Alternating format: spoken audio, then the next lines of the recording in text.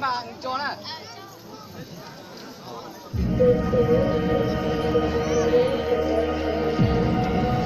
Chạy trở lại vụ đó nó đi. Mày phụ á.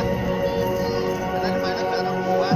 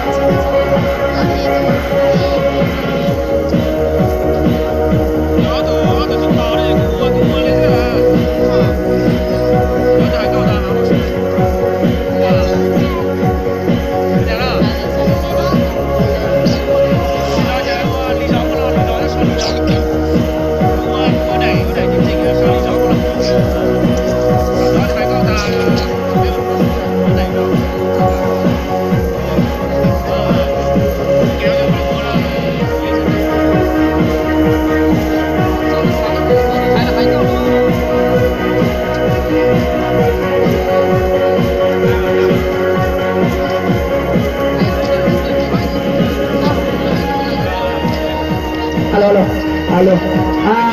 Tụi mình hôm bữa chi hôm bữa thấy nhớ bị tung cảnh về là giờ đây là chưa. Mìnhจะพูดxongก่อนในตามที่เราแต่เป็นอะไรนี่เราแบบว่าจำชอเขาตั้งใจชอเลยนะอันนี้มึงก็ตัวอันนี้รอแต่ก็แหละตัวร่วมไปถ่ายนะตัวmìnhไปถ่ายยากrồiนะanhได้รอแต่ก็แหละ